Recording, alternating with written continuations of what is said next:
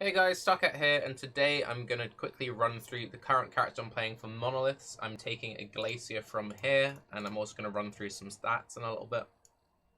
So I've been playing Monolith Farmers before, but I'm doing a particular kind of build, and I've done it in a way that's incredibly budget and it's very easy to replicate. There's been a lot of complaints this league about oh, the people with all the currency, they're getting all the good stuff. Well, this is a very easy way to get currency with very little. Since I'm in a private league, by the way, I haven't got access to all the good stuff you would need, but it's a Vol Ice Nova character, and the idea is that you press Vol Ice Nova, and then you press Vol Ice Nova again once they've all popped out, and that's basically that. So they all pop out now. I dive back into the middle, press that, and then I pick up all the loot. When you get the timing just right, if you've got the proper gear for it, you stand in the middle, you press it once, you then just press it again, and you never have to move, and then you just run around, pick up loot, peace out. It's super easy, it's super efficient, and it's just a very nice way of making currency. You don't do anything past this first area. The monolith, something like 1 in 20 times spawns in the second area, then you run and do that. So you pick up any items, you vendor whatever, and go on about your business. I'm going to run through the gear that I have, how to set the character up, and then the statistics behind why it's decent. Because that seemed like a pretty underwhelming one. I'll show you how it averages out and whatever. So how am I doing this character? What makes this different from just a normal Val Ice Over character? I'm utilizing this new helmet. Now this is nothing new. A few people have done this on Reddit, but it's a very cool helmet, and it's a very cheap helmet, which is a nice little combo. Increases and reductions to light radius also apply to area of effect at 50% of their value. So half of your light radius gets added as AoE. Increases and reductions to light radius also apply to damage. It has some increased light radius on there and deal no chaos damage. So basically this gives you some damage and it gives you a bunch of area. You mostly want it just for the area. The way that I'm getting that beautiful chaining cascade is through a mix of Val Ice Nova and Herald of Ice, and they just cascade out beautifully. That was a very average to poor monolith. It's usually much smoother than that, but anyway. So I'm doing this on a 5-link, I haven't got a 6-link. I am using a Carcass Jack, but Carcass Jacks are fairly available, and it's not difficult to 5-link one. Ice Nova with Val Ice Nova, not level 21. Hypothermia, not fully leveled or qualityed. Increased area, not leveled or qualityed, energy shield leech, and cold penetration. The energy shield leech is there because it's a decent damage multiplier, and as you'll notice, I'm Eldritch Battery, so I spend my energy shield for my mana. A lot of people who've done this build before, they use Lavanga's Wisdom, and they don't go EB. I've gone EB so I can run an Aura. I've chosen Zealotry, and then a 4-link Herald of Ice, and it means I never need to worry about mana, because I have 856 ES, and I'm always leeching back ES faster than I can spend it, so it's no worries there. The next combo with the Wreath is 2 Laurie's Lanterns. Laurie's Lanterns give you some all-res and light radius, that's why most people use them. But I'm doing something slightly different with this build, which makes it slightly spicier. You don't have to do it if you're on a very budget option, but it's not even that expensive to do. So, you'll notice it gives you movement speed while on low life. These aren't max raw ones, it does go up to 8%. But you get 8% increased movement speed while on low life, and Chaos Res while on low life. I'm using Coward's Legacy. Coward's Legacy also gives movement speed. A max roll one has 10%. And it has you count as on low life while you're cursed with vulnerability. You are cursed with level 20 vulnerability. So, this, if you have good rolls, is 10%, 8%, 16, so that's 26% movement speed. You're running these 2 slots in the build anyway. This belt is giving you 26% movement speed. It's pretty decent. You don't have to run it, you could run something else, but it's really not that expensive. And it also gives you a little bit of damage, but the main thing I'm using is purely for the movement speed, and not actually necessarily the movement speed while running around in the map, but mostly for when I'm running around in my hideout.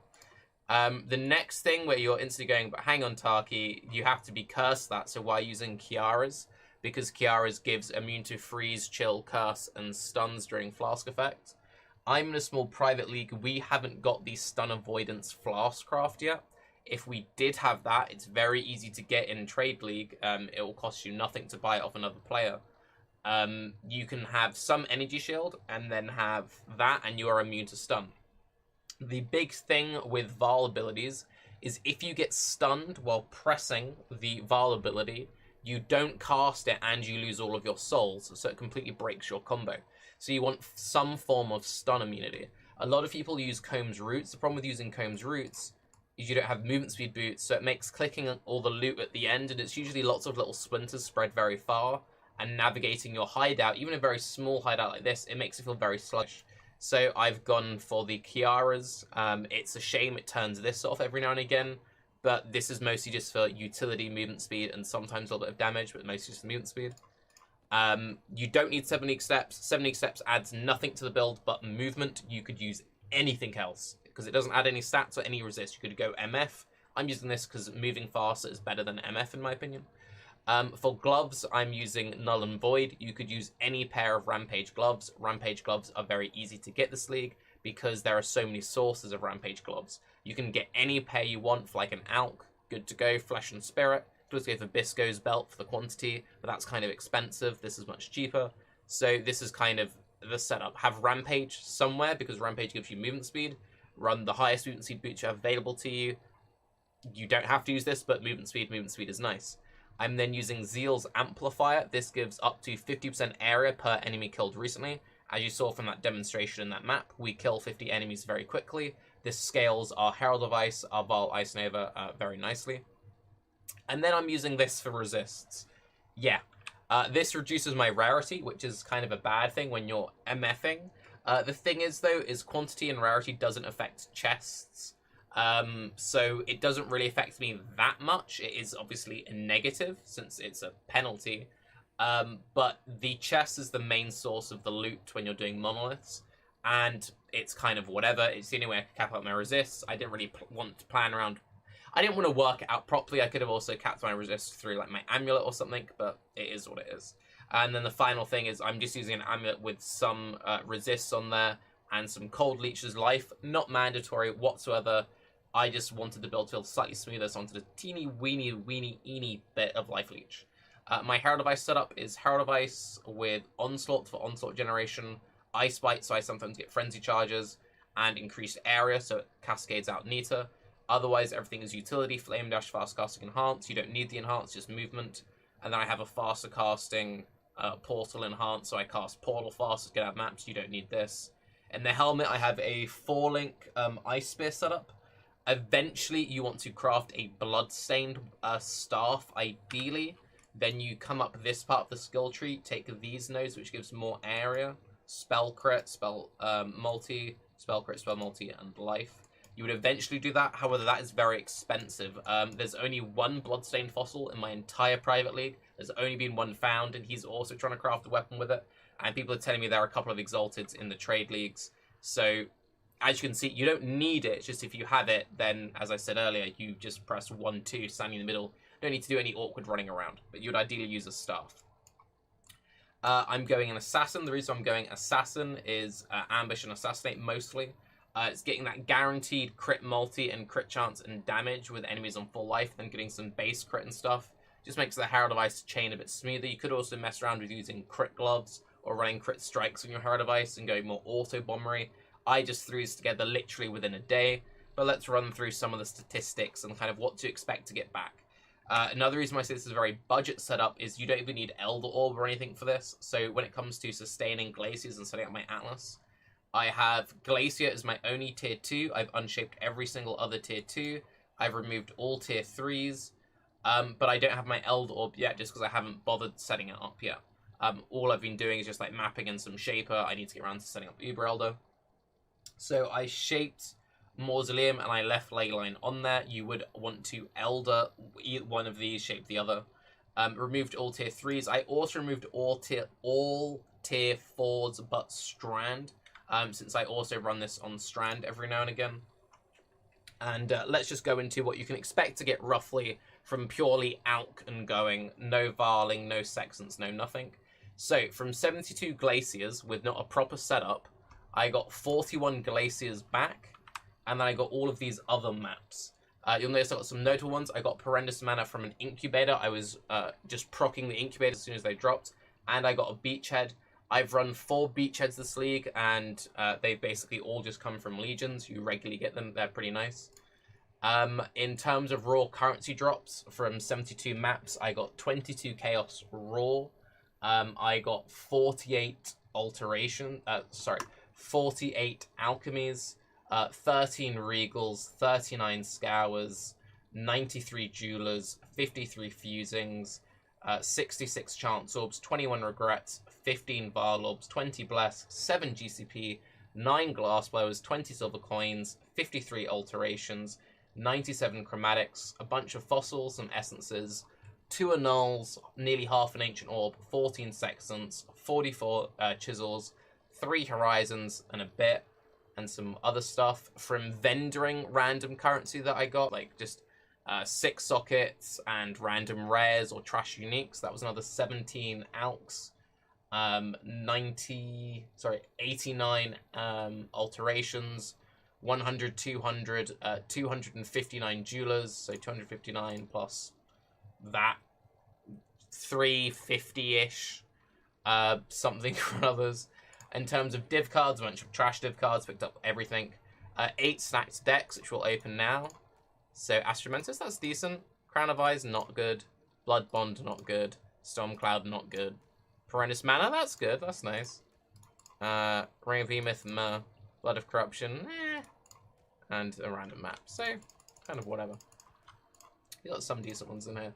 Otherwise, we got some Mortal Fragments, 6-link Chainmail, 1/8 of 10 Chaos Orbs, Harvey Orb, 6-link Staff, Mortal Hope. And then these are just like ones I considered okay-ish. 21 Aura, div card, kind of fun. Could be Doctors, you never know. 2/5, boom, boom, boom, boom. Let's get the Doctors really quick. I'm committed to getting the Doctor. No. And, no, okay. Well, next time you get the Doctors. And then that's all just random trash. Going into some notable uniques that I got. I got 2 of the Legion only uniques, being Moroi Urki and the upgraded Honor Helm. We got a Combs Roots drop, Tabula, Bringer of Rain, Abyssus, a Divination Distillate, 3 Ammies. We got 7 rings. I just put Death Throes to the side because I feel like they're not complete vendor trash. We did get a 21-23 Val Molten Shell, 2 okay-ish jewels, and then a bunch of other stuff that I just straight up vendored. In terms of decent stuff, we got some okay rings, a decent talisman, some random Val jewels, okay-ish belt, decent pair of temple gloves, and then we got a bunch of prophecies with some decent ones in there. Now, this was a very low-end to average set of glaciers, but I'm running them at like 50 seconds each, so I can burn through 72 of these in about an hour, roughly, give or take, and you're gonna get your currency back every time. In terms of just like raw currency drops with not that great RNG, you're getting your money back. This is the first one I properly recorded like this. On average, whenever I did a block of like 72, I would nearly always get one like decent-ish like Exalt or this and the other. This is actually, I think, the first time I haven't gotten an Exalt raw in returns. I'm looking at something like 40 raw Exalts this whole league, between 30 and 40. And yeah, would recommend having a dedicated monolith farmer every now and again, because sometimes you're like, hey, I just want some currency, so I'm going to do that. That's all this build is for. You just want it for dedicated monoliths. You don't want to map with it. If you want to map with it, play a different kind of Ice Nova. This is just for doing white stuff. Anywho, farm those early maps, do the monoliths, make some money. I'm still going to play Val Earthquake. That's going to be my next build. But I need to save up a bunch of currency for that, and I'm also trying to save up a bunch of Scour Chance Orbs so I can make a full Eternity Shroud set, because I have a Eternity Shroud floating around somewhere. Where's my Eternity Shroud? There. So yeah, trying to make the stuff work, but we'll get there when we get there. Oh, also one thing that I completely failed to mention, sorry. So we go to, not that one. We went to there. I also, in the process of doing that, got some Scarabs.